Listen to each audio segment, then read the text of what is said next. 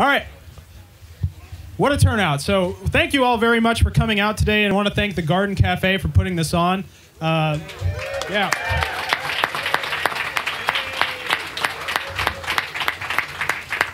I am Tristan Hallman. I cover Dallas City Hall for the Dallas Morning News. I know both candidates, Philip longer. I've met Matt more recently. But both have lived in the district for some time, and I've actually lived in the district 2 of the 4 years that I've been here in Dallas. So I want to thank Philip Kingston, the incumbent city council member, for being here, and to Matt Wood, his challenger. I will say now that if you want to get your applause out, please do it at this moment. Thank them for coming.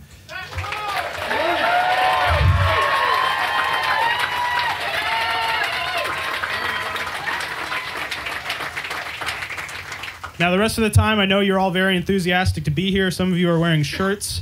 I ask that you just please let the candidates speak during the debate. Please don't hold your signs of support for, I guess, either your attire or for the voting booth during early voting next week and the election day, which is May 6th.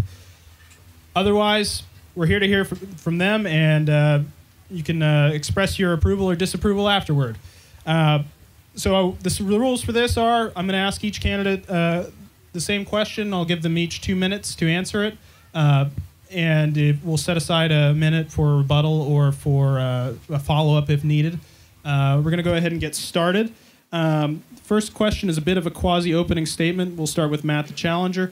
Matt, you're essentially asking voters to fire the council member and hire you instead. All right.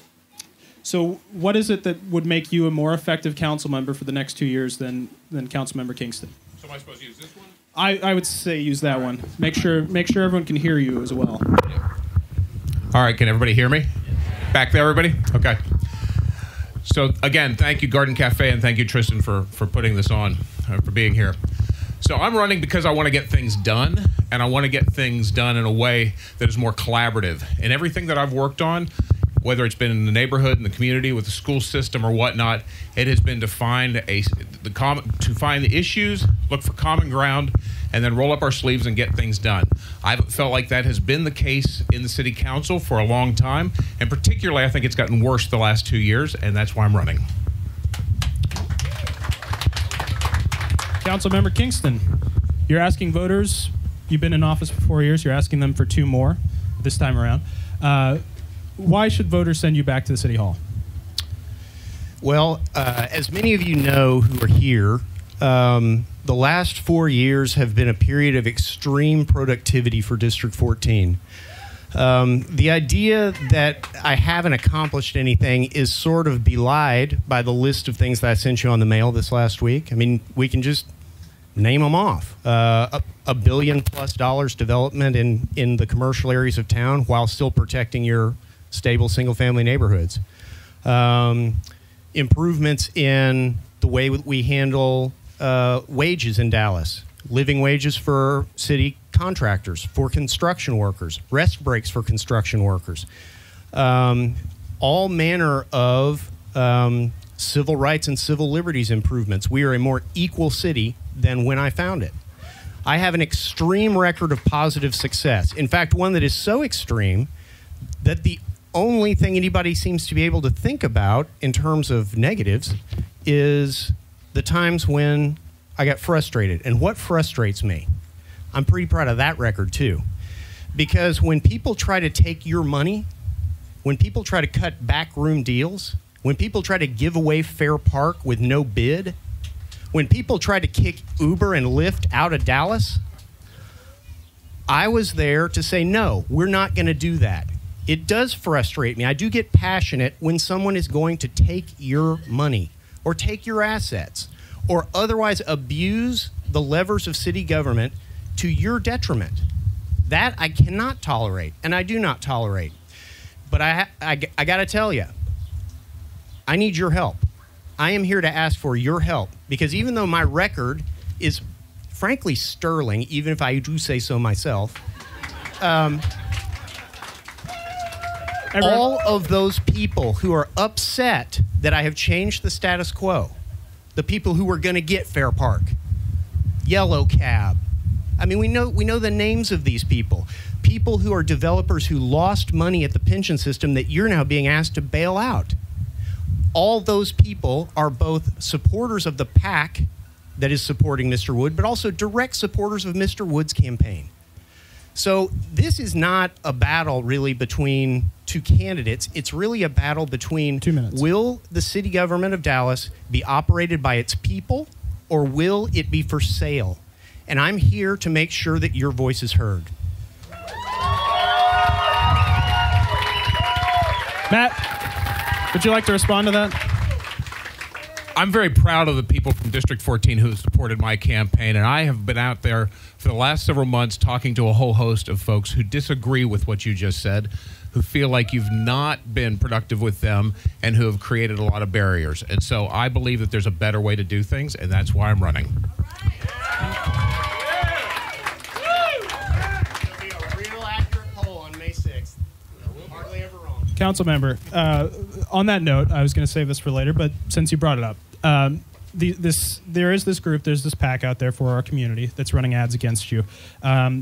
You've called it, mean spirited. You've obviously mentioned it just now, but many of the ads that I've seen are using your words. So, do you think the question is accurate that that you could use honey more than vinegar to get things done, or do you think that this is just not a legitimate complaint?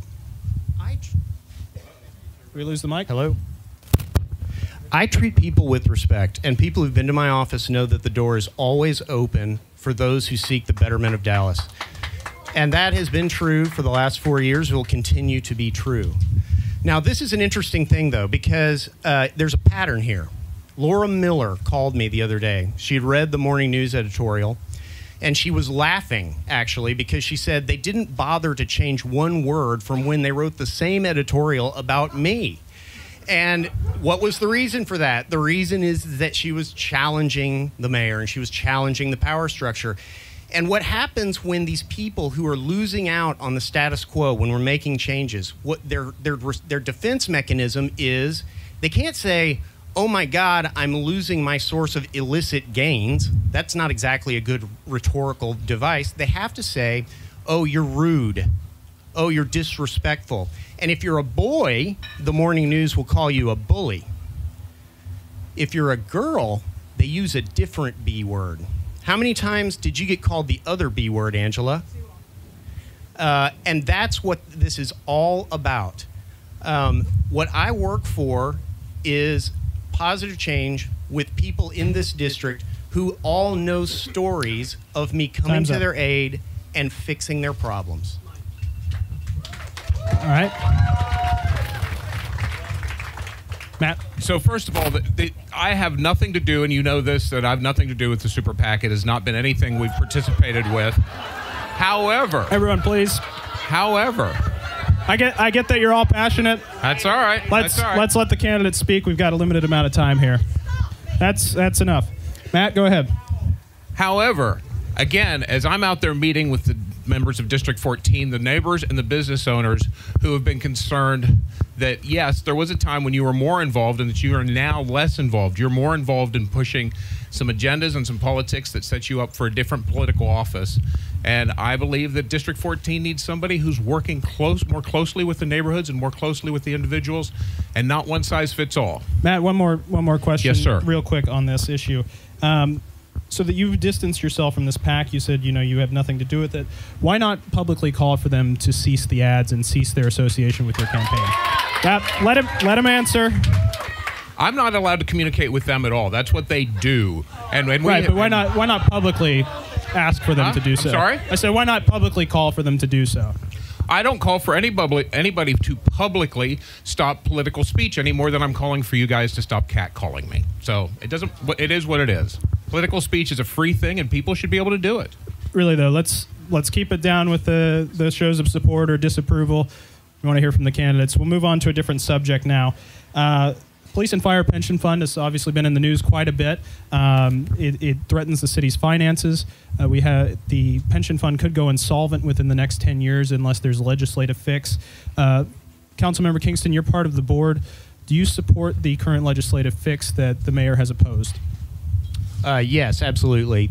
And there are a couple of reasons why that job has been, frankly, the least fun part of representing you. I'm not whining about it, but it's not great. When I got there, the place was run by a crook who we're now chasing. It took a year to get rid of him. It took another year to install new management.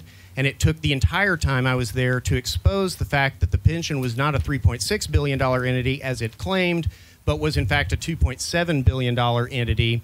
And then the mayor went to testify at the PUC, or the pension committee, PRB. and started to run on the bank. So then it became a $2.2 billion entity, and today it's a $2.1 billion entity. The problem is we have got to, without raising your taxes, because you're going to say that's a bailout and we're not going to pay for it, and you're right, we have got to cut enough from the benefits and inject enough new money into the system that it can save itself. And that involves, that is very close to what the Flynn plan does. There are two bad things about the Flynn bill. One is it has an escalator that's a little too expensive for Dallas taxpayers. The second is that it still involves limited clawback, meaning taking money back that's been paid to police and fire and their widows and orphans. The reason that the mayor is wrong to oppose the Flynn bill is that Flynn is holding all the cards at this point, and in order to get a better bill, we need a friendly relationship in Austin. I've built that relationship. You can see all over social media smiling pictures of me with Dan Flynn. And the reason for that, even though Dan Flynn is a conservative Republican, and the smartest political thing for him to do would have been to kick us in the pants and say, solve your own problem. But he took responsibility, and he's actively trying to fix the system. And that's what I want to do also. Right on time. All right. Matt, same question. So I happen to agree with him that the Flynn plan is something not only that we need, not only something that needs to happen, it's the only option we have, and we've got to get that thing off high center. But I do appreciate that the city staff has worked very hard to try to protect your interest and make sure that you are protected and there's not a big hook on the back that's going to put you at risk. The other thing I want to point out is that the incumbent is pushing for taking money from DART as part of the solution, and I just think that creates two problems out of one. I think that's a bad idea. I think it puts the burden on the backs of people who need DART the most, which is often the lowest income, and I think that how we're best going to get there is through working together as a city and finding economies of scale, working with a new city manager, and it's going to be a piecemeal process in order to get through this stage, and we've got to get through it. So. Matt, follow up real quick. Do I get to follow up? Oh, yeah, on you that? will. I'll ask you about DART in just a minute. Why don't you go ahead? Yeah, and I'll come back. that makes a little more sense, I think. Okay. The DART plan is necessary because the numbers don't work otherwise. There is no piecemeal solution. There's no hidden pot of money. We need the DART money in order to recapitalize the system. Here's why that works. An eighth of a penny from DART last year was $34.5 million. That's going to be close to what it's going to be this next year. That's enough money to where we can have an attractive pension where we won't continue to lose officers and firefighters. The reason it's okay from DART's perspective is that DART is a $1 billion agency. So we're talking about a 3.5% cut to a $1 billion agency that has not been asked to find efficiencies in its budget ever. There's no record of anyone saying, DART, bring us a more efficient plan. DART is an agency that's lost its way. It has focused on spidering light rail out into the suburbs without focusing on service level guarantees for working people. And this budget cut would be a chance for DART to find its soul again, to abandon the wasteful Cotton Belt project, and to offer working people true level of service guarantees. We're going to get you to work in no more than double the time it would take you in a car, so that you can keep your job. And that is exactly what the moving that eighth of a cent would do. All right. Matt, how do you propose that we fund the pension, since there will be a funding gap, and that we'll best leave it in not great condition, but solvent? Would you propose putting more money in? Where would that money come from? Yeah, again, I disagree. I know that there's not a pot of gold, but I know that there are economies of scale that can be pulled into this thing. And if we as a city are growing our budget and growing our economy, as our new city manager is looking for more creative processes for our city to function better, I think that there's a whole host of opportunities that are on the table that don't require us to lay this at the feet of one organization or one group. What do you mean by economies of scale? Could you explain that? So sure. One of the things that has been happening in this city right now is that the city departments many of them are broken and they're inefficient. And the new city manager wants to bring in some programs that he's used in other cities where that the streets department and the water departments are communicating together, and we're not laying down new streets and then 3 months later digging them up with a scheduled pipeline replacement that causes damage to those streets. And then again and again we have to repair that stretch of street. We've all seen it. We lay down a street, it should be good for 10 years. Instead, we cut through it 6 months later, and every year we have to patch that. That costs money. If the departments were communicating more efficiently, and if there was a more transparent process that you would see as well to know what's going on, there'd be cost savings there. That's not a single cost saving. There's a host of these in the city that the city manager would like to bring in, and that could be a portion of this. As we do this, our economy grows as well. Businesses are coming here. More people are moving into the neighborhood. There's going to be an increase there as well. This is piece by piece by piece. There's not a single solution. All right. Next question. On that same note, we have lost hundreds of Dallas police officers and firefighters, mostly over pension concerns. We could lose more. We're hiring below attrition. What do you suggest we do, and how will you deal with it if we do continue to lose officers and firefighters at a high rate? We will lose more officers, and we will lose them in this summer when crime generally spikes. So I am telling you, it is going to get worse before it gets better. This is a critical time. It's why the DART solution makes the most sense. We're going to lose probably 200 more officers this summer, taking us down to in the neighborhood of 3,100, where we should be at 36 or so. And you're going to see response times go up. We're looking at stopgap solutions, frankly, maybe rehiring retired officers for less hazardous duty. The retirees really want to be a part of the solution. They're all raising their hand to say, please help pick me. But the basic problem is fixing the pension and making sure that the pension fix is credible, that it doesn't have a $450 million gap, which it does if we don't move the 1/8 of a cent of sales tax. And keep in mind that what we're proposing is to ask you what you want to do with your sales tax. That's not DART's money. It's your money. And you should be the ones to decide whether it should go to DART or to police. But I'm very proud of the fact that we succeeded in raising police salaries to a level where they're somewhat more competitive with our competitors in the region. And we're probably going to have to do that again at the end of this next meet and confer cycle. Matt, same question. So honestly, a lot of what he just said makes a whole lot of sense, and I think, with the exception of the DART money, I think that is part of the solution. But I think there's other things that we can be doing. We'll be bringing in a new police chief this year, and one of the things that he's going to have to do, or she's going to have to do, is work on the morale. I think we need to be working on looking for non-budgetary benefits that we can provide, or minimum budgetary benefits that we can provide to our police officers, to our first responders, including some things that we've participated over here in this neighborhood. So maybe some programs with DCAD that would allow for some tax breaks, some tax benefits to purchasing houses, so that the younger officers who are moving into our city, we have some of the best police and fire training programs in the country. We get the young officers, they're here for a few years. If we could make them homeowners, they'll stay longer. That's just one little piece, but I think, again, this is not an all or nothing thing. This is a piece-by-piece process, and I look forward to doing that.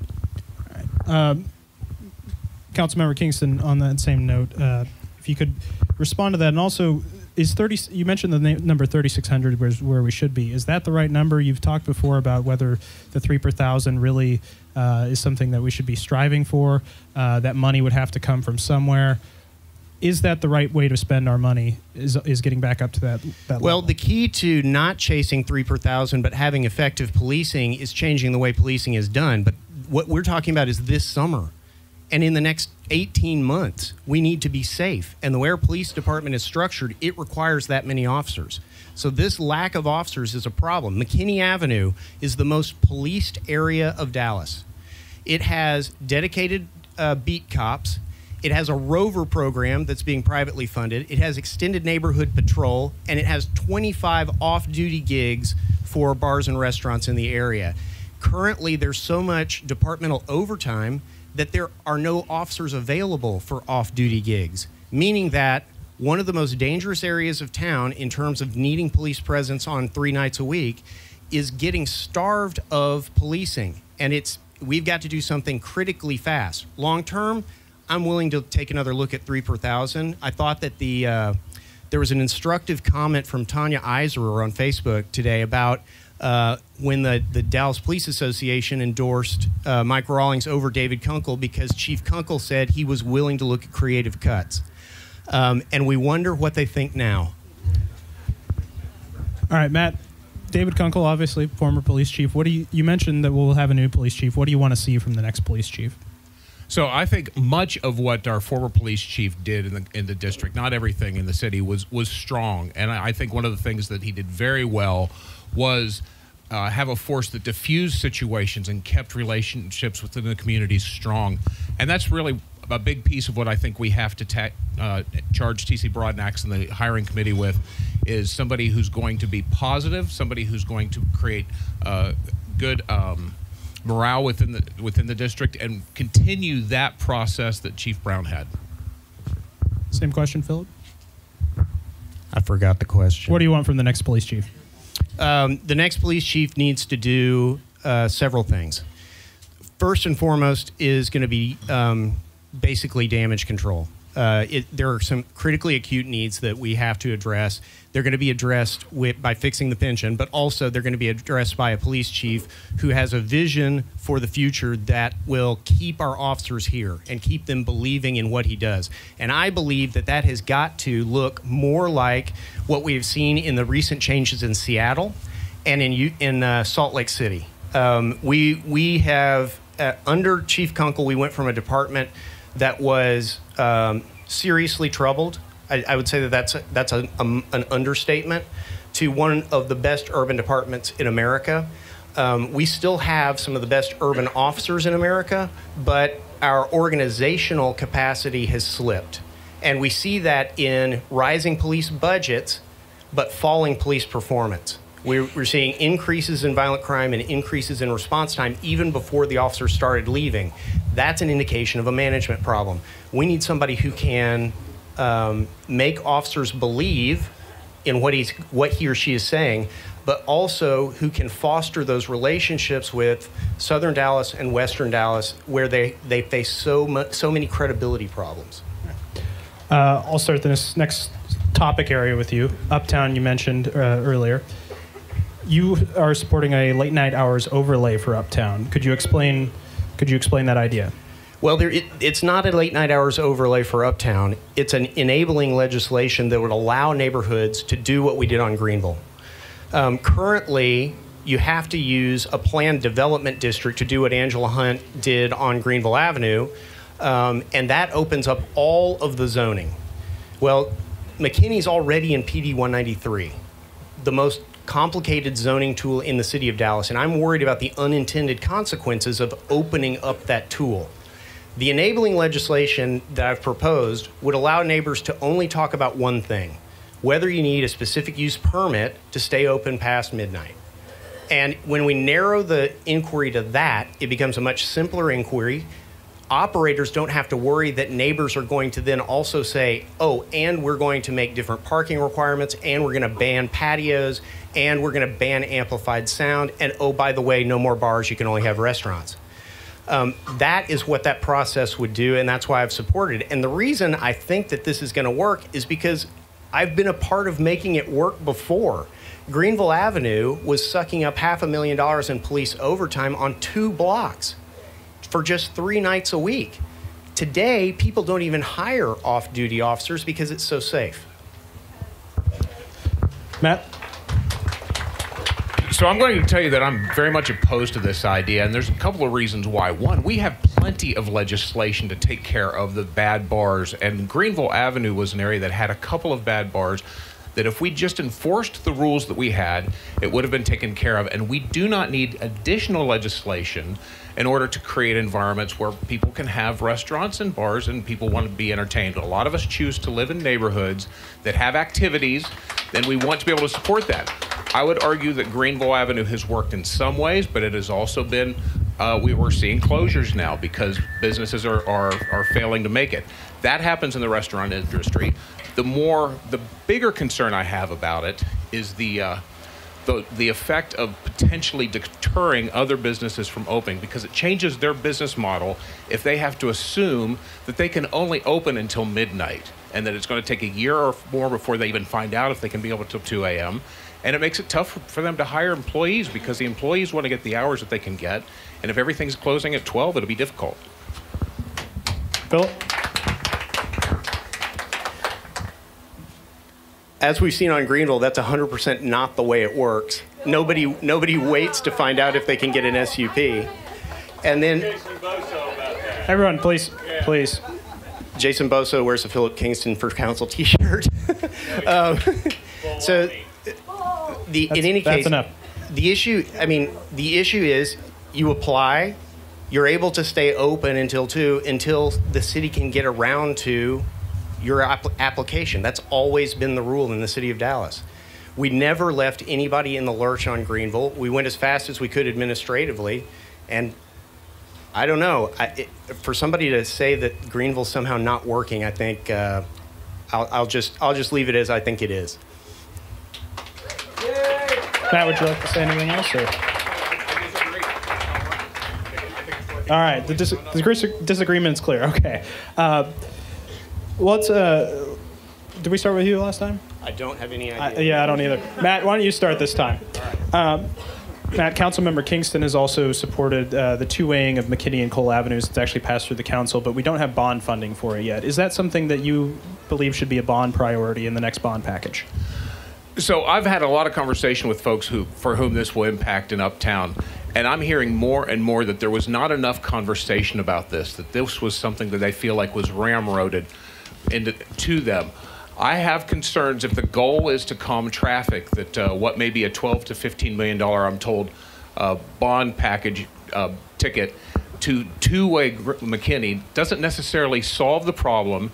It costs money, and it creates potentially some negative impact on the community that it's in around. So I'd like to look at possibly other ideas utilizing what's best practices in other cities that can calm traffic and still allow for the pass-through of traffic that needs to go through there to and from work. And then on the evenings and weekends, we can calm the traffic in a cheaper way.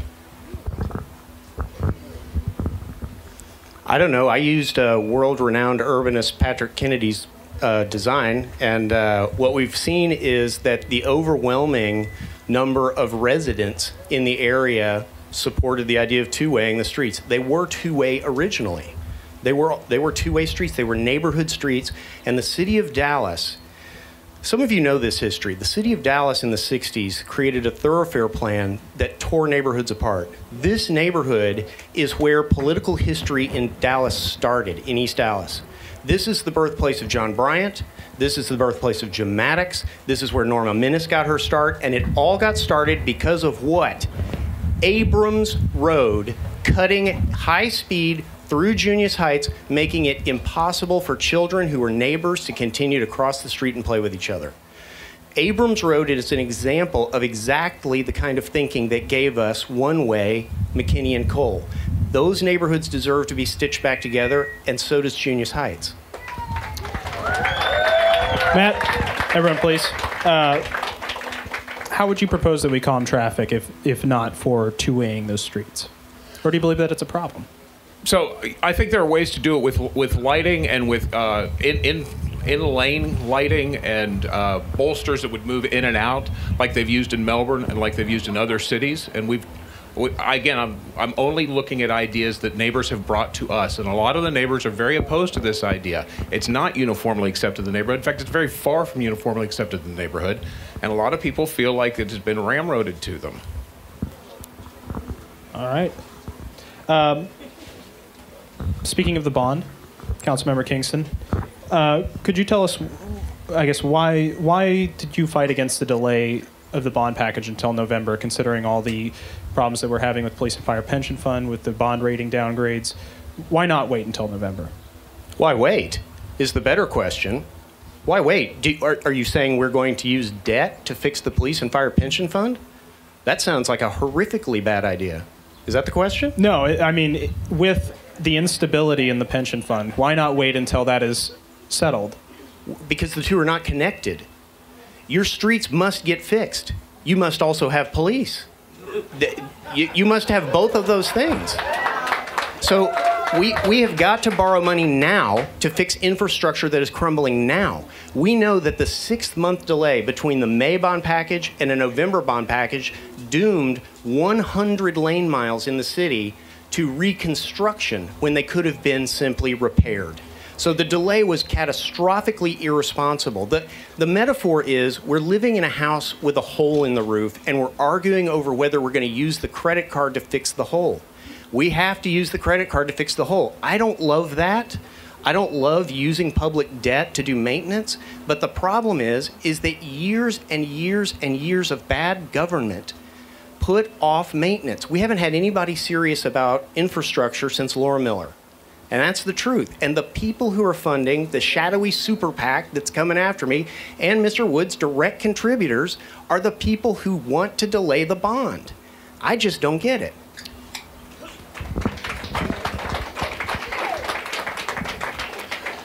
This is actually something that's going to be very important in November, because as it sits right now with the city council and with the city staff, this is one of the fundamental demeanor and style issues that's going to come up. Because I believe, and I've been told multiple times, that Mr. Kingston's going to have a hard time getting the best for D14 out of this bond package in November because of the relationship he has with city staff and the city council members. And I think working together, working in a unified manner to get things done on the bond package and how we work with neighborhoods to pick what gets done is the better way to go. Matt, do you believe the bond package should have been delayed? No, so what I'm understanding is that the city council and the city staff were not prepared to go for a bond package, that they hadn't planned out what they were going to utilize it for, so they couldn't put it forward. We have hundreds, actually thousands of pages of prep for this bond. The idea that we weren't ready for it is completely false. And if you'd like to see any of that collateral, it is both on the city's website searchable, or my office is happy to dig it up for you. The reason we're not doing this bond is because bonds in Dallas always have a couple of aspects. One of them is infrastructure, taking care of your streets, taking care of your parks and libraries, taking care of things that provide neighborhood quality of life. And then there's always got to be a little sugar in there. Just a little sugar for the people who are politically connected. Just a bridge here. Just an economic development package there.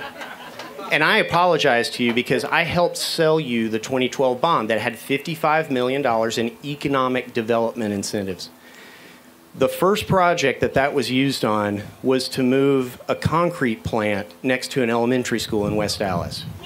And I didn't see that coming, and I very much apologize to you. You will never see me support a bond for economic development projects again. We need to focus on neighborhood quality of life spending. Philip, real quick. On the topic of the bond, you also did vote for a budget last year that had $27 million for streets that were supposed to come out of bond funding that we obviously did not get in May. And you supported the May bond package, but it was a budget that was dependent on a decision that hadn't been made yet. Do you regret that vote? Do you believe that we should have done the budget differently? No, in fact, it's a perfect vote because it focuses the need to put more money into streets maintenance if we're not going to do the borrowing to prevent the degradation of those 100 lane miles. But my bigger point about those two votes is when the mayor says, I've always been against doing the May bond, then why did he vote for the budget? We made you all a promise when we passed that budget that we were going to do a May bond. The city council unequivocally told you that we would give you the opportunity in May to tell us how to spend your money. That's what a bond election is. It's not us saying, here are all the ways we want to spend all these tax dollars that we're grabbing from you. It's your way to tell us, you're allowed to borrow for this, you're not allowed to borrow for that. And to not even trust the voters enough to give them that choice, I think is a real shame. Matt, would you like to respond, or we'll move on to the next question then? Just generally, what do you think the city is not spending enough on, and where would you get that money by cutting elsewhere? So I think we need to be not so much spending more money, but spending more focus on building neighborhoods and talking to neighborhoods about what they want to activate. One of the things that happened over here in this neighborhood once we had wrapped up our historic district was working on our little neighborhood schools, parks, trails, but not just by public money, but finding private-public partnerships, which this city does really, really well, and finding little sweet projects that will get people excited about their neighborhood. As people get excited about their neighborhood, they get to know their neighbors, they're safer, and I think the city could be doing a whole lot more to grow the neighborhoods. Could you explain that? I mean, what could the city be doing? What would you suggest? So here's a couple of examples. DISD now supports, they didn't a few years ago, but they now support kids riding their bikes to school. But we haven't created nice corridors for kids to get back and forth to school. That's the simple thing to do where neighbors can get from one point to another. Another school-oriented one, one of my daughters went to KB Polk Elementary for a couple of years, and that's up in Love Field. And there, in that school, this is not in South Dallas, this is Love Field, and they had wild dogs so that K through 5th grade kids could not walk to their school. And there is a group that communicates between the city and DISD, but it doesn't work well enough. And that should be something that they should be focusing energy on to find out how to activate our neighborhood schools in our community. Philip, do better, Miguel. Communicate better. What should the city be spending more and less on? Well, a couple of big ticket items that we don't have a choice on are part of the Flynn bill is going to require us to increase our contribution to the pension. Basically, out of every 2-week check that a cop or a firefighter gets, we would be putting more money into the pension system. The other one is because we, botched it and didn't send you a bond election in May, then we are going to have to do some heavily increased street maintenance. But here's one that I think demonstrates the kind of vision we need to have about what Dallas is and where it needs to go. It's a very small ticket item. It's English as a second language classes. We are $200,000 short of eliminating the waiting list for adult ESL classes in Dallas. It's very cost effective. Just for your point of reference, that's about 800 people want to take English classes, can't get in. County of Dallas, 25% adult illiteracy rate. City of Dallas, city of 1 million or more with the lowest average wage in the nation. We need to recognize these threats to our ongoing success. And one of the easiest ways to move somebody from a job that pays $8 or $9 an hour, where that person is using Parkland when their kids get sick, to making $14, $15, $20 an hour, where they can pay for their own health care, you pay for it one way or another. You got to help your fellow man. You don't get a choice. Is ESL, and there's an extremely easy fix. When we brought in the new city attorney, who is a substantial upgrade, very proud to have brought that guy in. Some of the less productive members of the office left, and we have a substantial cost savings in their budget. Matt, what would you cut? You mentioned the money that we're going to have to spend on the pension could be $11 million, could be more than that. What would you cut to make that work?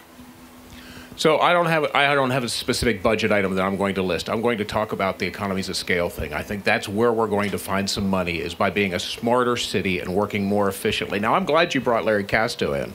Larry and I were classmates, and I think he's a great attorney. That's well done. But I think that there's a whole lot that we can be doing as a city just to work more efficiently, and that's what T.C. Broadnax's job, part of his job is going to be, is to make the city smarter, more transparent, and that's going to be easier for him to do because that's going to be a difficult change. It's going to be easier for him to do if he's got a council that works together with him, because it's going to be a process. And right now, I think we'd have a council that would fight him in different ways every step of the way. Council member, what would you cut? What are you cutting to get there? The cuts are going to be horrible. We're gonna have involuntary cuts in HUD and CDBG that the feds are going to hand to us. We don't have much choice in. Essentially, we're going to have to delay the hiring that we wanted done in the Historic Preservation Department, in the code inspectors, in order to enforce the new Chapter 27 minimum housing requirements. There are no good cuts out there. There's no. The idea that we haven't been looking for economies of scale, I think, is not true. And I really don't know what economies of scale are in this instance. There's no real way to scale city services.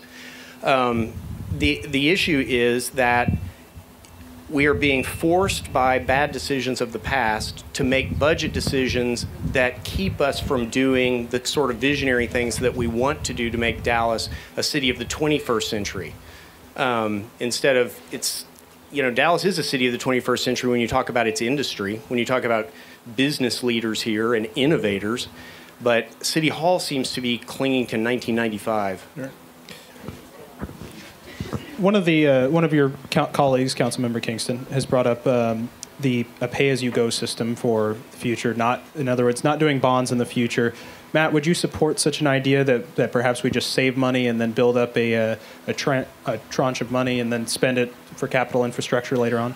Well, it seems like a good idea on the face. No, I would not. I don't think we're so established there right now, and I think that we are so far behind on some of our critical structure, our critical needs, that it just wouldn't work for us right now. It's a good example of why pragmatism has to reign at City Hall. One can be ideological, as Mr. Kleinman is, and say, I don't support the use of debt at all. And he is the guy arguing against using the credit card to fix the hole in the roof. Okay, well then ask Lee Kleinman what happens when the furniture gets soaked. His solution is far, far from reality.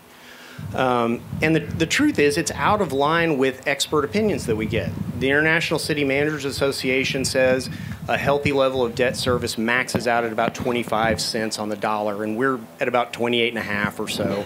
We need to scale back on borrowing, not borrow every dime that we can afford to borrow. So that means an $800 or $900 million bond package instead of a $1.1 billion bond package. And we can address some of the ideologically zealous concerns that Lee Kleinman has by slowly paying down the level of debt service that comes out of every budget. But that's the more responsible way to get where we go. Maybe we decide as a community that 20 cents on the dollar is an acceptable level of debt service. Maybe we decide it's 15. Maybe we decide it's 25. The point is, that's a community discussion about how to spend your money. All right. Well, homelessness has been a major issue as well. What would you do to address homelessness, which is obviously prevalent in part of your district downtown? And how do you think the city should deal with it? So it's not only prevalent in our district downtown, it's something that we run into over here whenever they close the camps down here and we see our cars get broken into at a higher rate. And one of the conversations I want to have about homelessness is to change the definition of homelessness, because we see this whole body of people as homeless, and that's what we talk about. There's actually multiple segments to this, and this is a complex issue.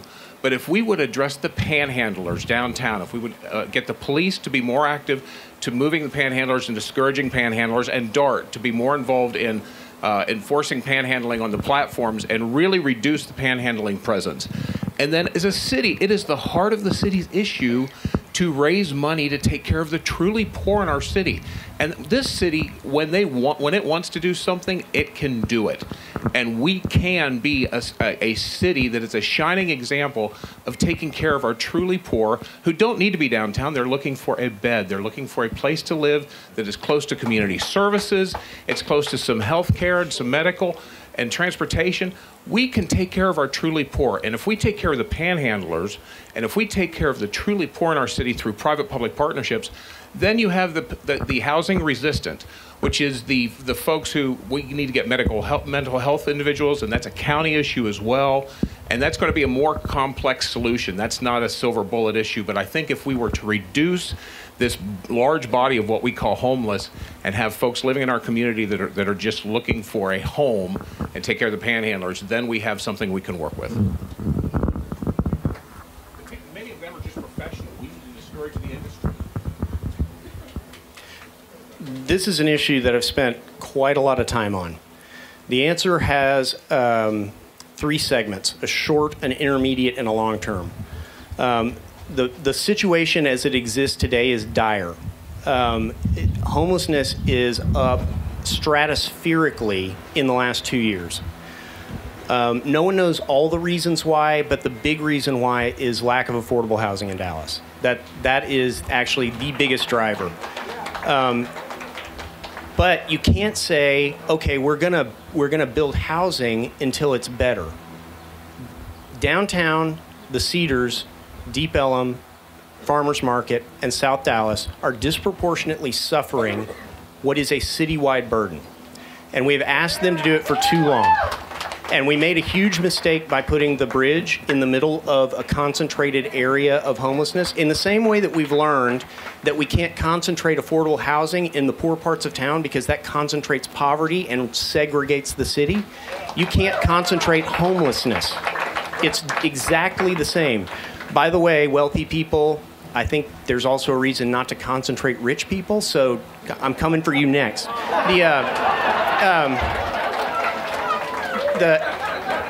So here's what we've done. Short term, Adam Medrano has been the spark plug on this. Tanya Reagan, of course, is a huge advocate. Short term, we need critically more funding for short-term shelters and for reentry addiction recovery services. We have shorted that for way too long. It's a state responsibility, but of course everybody knows that our state government shorts us on everything it's supposed to pay for. The intermediate term solution is what I call for shorthand the Dawson State Jail solution. It was an idea to move Tent City indoors and secure it so that it was safe, more comfortable for the residents, and so that we could draw down the population as housing became available. And then the long-term solution is to fix the affordable housing problem. It's not just permanent supportive housing for the homeless who will never be able to care for themselves independently again. It's also, there's such a strata of housing insecure families in Dallas that any shock to our, I mean, the times are good right now. If we get an economic shock, you're going to see homelessness spike in a way that it has been starting to spike for the last 2 years. You want to spend? Well, Councilmember Kingston, let me ask you one more question on that topic. You have opposed a regional approach to homelessness, but since the county has both the jail and Parkland as part of their purview, why not include them in this process? I haven't opposed including the county in the process. What I've been opposed to is not having a 15-member Citizens Homeless Commission. Because every time Dallas gets into bed with one of these regional entities where we don't have control, DART, DFW, name it, Dallas gets kicked in the shorts. The region does fine, but Dallas gets kicked in the shorts. These are Dallas problems, and we need Dallas people fixing Dallas problems. I have a problem on Jackson Street. Everyone, you can cheer afterward. I have a problem on Jackson Street. Jackson Street never used to be a serious problem for homelessness, and in the last 9 months, really, it's gotten to the point where I have downtown residents who are not people who are scared or offended by the homeless who have said, you have a problem down here. People who are not freaking out because they're not used to an urban environment. These are real seasoned urban dwellers telling me I've got a problem down there. Waiting on a regional approach to that is waiting too long. And I need a commission of Dallas citizens to be Johnny on the spot with solutions for those short-term problems. Okay. Yeah, I don't disagree with that, other than to say that I don't think it's an either or. I think we need to have both. We need to have county involved because there are a lot of issues that require county activity as well. It's not just a Dallas issue. Dallas gets disproportionately the county's homeless individuals. They come here because this is where the density is. So county has to be involved in this. But I don't think it's an either or. I think we need both. Matt, he also mentioned affordable housing. What can the city do to increase the amount of middle-class homes available, since we are a city that has very poor homes and very rich homes? Yeah, and that has been a problem in this city for a long time, and it has been something that the city has not focused developers on, has not looked at various ways to incentivize. The mayor has a Grow South program, but it has not been an organization that truly goes out and listens and finds ways to activate small neighborhoods or activate neighborhoods around retail. And I think that there's a lot that we can be doing, a lot more that organization could be doing to show that there's profit in rehabbing historic homes, that we can do it like we've done over here in East Dallas for so long. This neighborhood was not what this neighborhood is now 15, 20 years ago. And this neighborhood could be replicated. The houses here were built in 22, just like a whole host of houses throughout the city housing stock that we have. And we need to find the things that we've done here and replicate that multiple times throughout the city. The long-term solution to affordable housing is the comprehensive housing policy that Scott Griggs has been developing over the last 18 months to 2 years. I've been right there with him on every piece of it. The problem with it is that it is a long-term solution, and we need shorter-term interventions, which is why I've done the following two things. One is I've started the process of developing an ordinance that will allow garage apartments in single-family residential neighborhoods. Commissioner Shadid was here earlier. He's leading the Zoning Ordinance Advisory Committee of the City Plan Commission. They've been briefed on it several times, and I will tell you that he and the vice chair, who's Margot Murphy, have got this down. They understand this topic very well now, and I believe you will see a robust ability for single-family homeowners to construct, utilize, and rent garage apartments in the city of Dallas. That is going to provide some basic income diversity to stable neighborhoods without destabilizing the neighborhoods. I was alerted to this idea when I realized that all of the little neighborhood services that I utilize in my neighborhood were independent businesses being run by people who rented garage apartments in my neighborhood. They couldn't access that without the rental housing. Families will be able to access more expensive neighborhoods by utilizing rental income to offset their carry every month.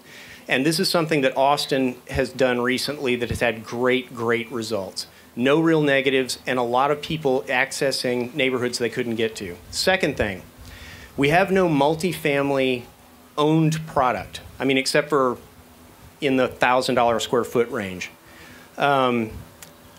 People aren't building it because lenders won't finance it. And lenders won't finance it because Texas has an antiquated 10-year statute of repose that means you could be the developer on a deal, get paid and get out of it, and 9.5 years later wind up in court when someone alleges a construction defect.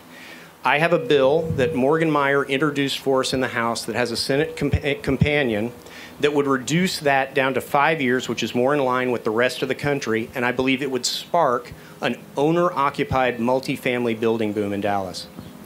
All right. Want to talk about the Trinity? Sure. What is your vision for the Trinity River? Both of you have said no toll road, no 3C. That's correct. What do you want? So you're correct. I was on the pitch team back in 97, 98 for the Trinity, and I oppose a toll road. We have voted for a park multiple times. I've seen plans for amenities. I think this is a 100-year process to do everything we possibly do in the Trinity. It's going to be an ongoing change, but I applaud Angela's job to have protected the Trinity in the process, and I think she's done a great job of that.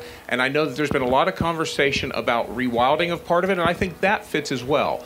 But I do think that there's opportunities to do some development, some activity within the plain that would be more incentivizing of development on both sides of the banks, and I think it's not an either or for us. I think we need some new development spaces in the city, and so bringing in park now and no road, that's where I'm at. There's a difference between words and actions.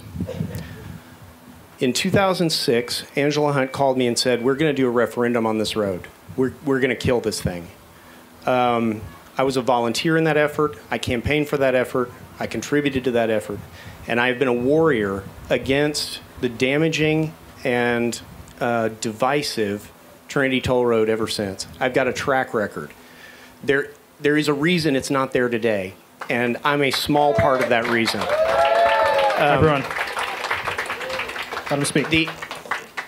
Yet I'm being attacked falsely by a hyper-funded super PAC whose founder said explicitly that it was designed to get the road finished. It's a pro-toll road super PAC. That's the PAC we're talking about here today. So there are words and there are actions. Yeah. So ironically, in 2006, Angela and I and Chris Jordan sat at a table right here and had very much the same conversation. And I played a smaller role than you, but I have also been supportive of her effort to block the toll road the whole way through. Matt, so obviously Councilmember Kingston has been more public about his opposition. He's been out there. He's been on the city council. Sure. Why Why should voters trust you that you're not going to allow what could be a park access road turn into a toll road somewhere down the line? Well, the easy answer is because my wife would shoot me. There's just absolutely no way. We have been an advocate for getting the park done down there from day one. And I have two 13-year-old kids. I want my kids to play in that park. We've been working on it. But one of the differences here is, I think if we're going to actually get this thing done, the council's going to have to roll up its sleeves and work together. And again, I'm going to go back to this. They're not going to want to work with him. They have trouble with him. And I think we need to be pushing more and more for a council member, and I invite you to join us, to actually get some things done. And this is one of the things I want to get done in the next 2 years. Get started. Why do they keep voting with me if they hate me so much? Councilmember, I-345 is also in your district.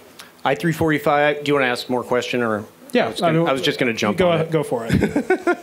I-345 is, you all may know, the shortest interstate highway in America. It connects the bottom end of US 75 with the northern end of I-45. It's about a 40-year-old structure. It's at the end of its service life. TxDOT, about 4.5 years ago, started a process to determine what to do with it. And in typical TxDOT fashion, they had 10 different ideas for what to do with it, all of which involved some manner of reconstructing it. Some of them made it bigger, some of them made it the same size, some moved entrances and exits, but there was no discussion of whether we still need this facility. Patrick Kennedy, who some of you know as a DART board member, a guy who has great mobility vision, started advocating for tearing it down. He said, here's the argument. The land underneath it, developed out, is probably worth $18 billion and would knit back together downtown and Deep Ellum, two neighborhoods that suffered greatly from the building of that highway. He also pointed to all these highway teardowns around the world and all of the predictions of horrible traffic if you lose highway capacity inside your city. And none of them ever come true.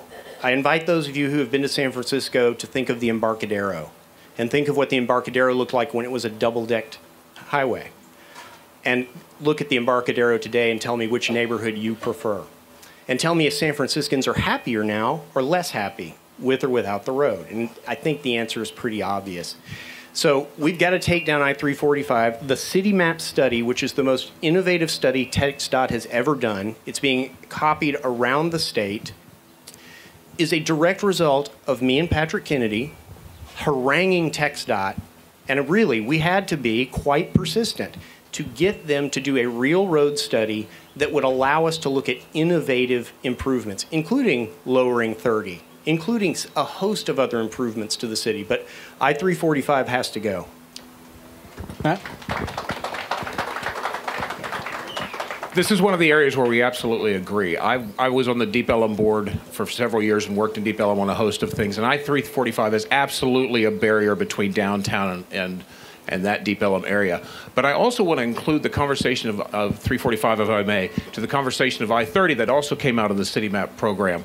And one of the first things that I want to be pushing for is the submersion of I-30 from Dolphin through downtown, and that it would include an incorporation of the conversation of 345. East Dallas deserves an opportunity to reknit Deep Ellum, Fair Park, Dolphin, and East Dallas, and that creates new neighborhoods again. And that we deserve in this area the same opportunity that we saw up 75 whenever they submerged 75. And so I think those two go hand in hand, and I look forward to pushing for both. Well, we've hit 7 o'clock. I would love to keep talking to you guys, and I'm sure they'd love to hear from you, but we're all getting antsy. I'm sure there's things that you guys didn't get to say that you would like to say. I'll give you the opportunity now, starting with Councilmember Kingston, since I started with Matt with the first question. Councilmember Kingston, go ahead. Thank you all for being here. Serving you over the last 4 years has been wonderful. I mean, truly wonderful. I don't think you all understand how special you are as a group of residents. District 14 residents are more engaged, they're more demanding than any other group of people in the city. The job of District 14 council representative is substantially harder than some other districts. Not yours, Adam. And the good news is that nothing worth doing is easy, and we don't do anything good alone.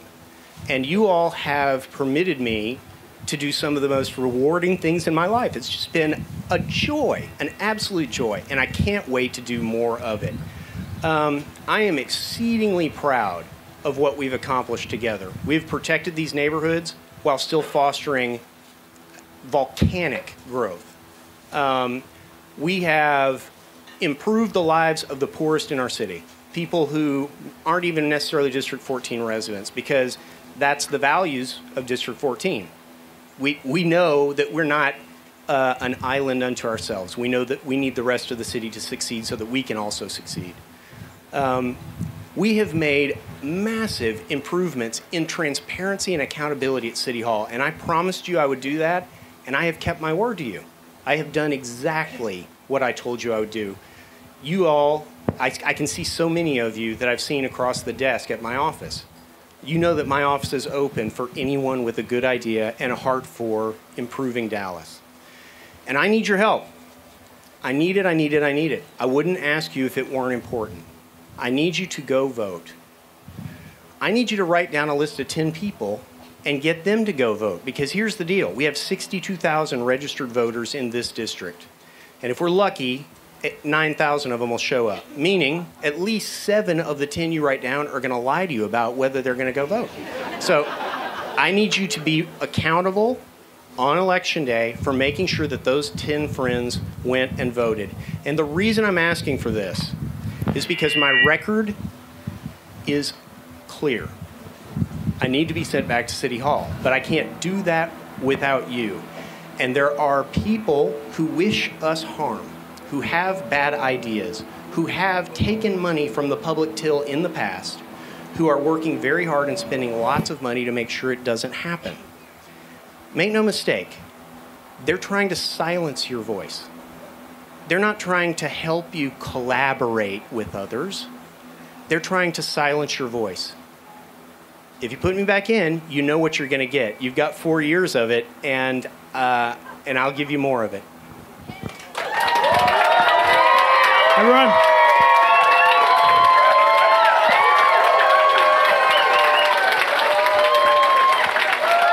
It's a tough crowd. In the next 2 years, Dallas is going to face some very hard choices. But Dallas also has some tremendous opportunity. And one of the problems that we have right now is that we have let the suburbs define the conversation. And unfortunately, the council member from this district is the one who's given them the most fuel to talk about how bad our schools are. Nobody's talking about how good our schools are, the good schools that we have. We have great parks in this city. I've met some folks in this process who have moved here because of our wonderful parks. We don't talk about the good parks. We talk about the bad things. And I think that this is an opportunity. I invite you to participate in a process of voting for me and coming to a conversation where we promote the good. We work on the hard, but we promote our schools. We promote our parks. We promote the economic growth that is happening in this city. And we talk about that. I'm running for everything. I'm running for the city. And I appreciate your vote, and I hope you'll come out on May 6th. Thank you. All right. Let's hear it for the two candidates. Thank them very much for coming out.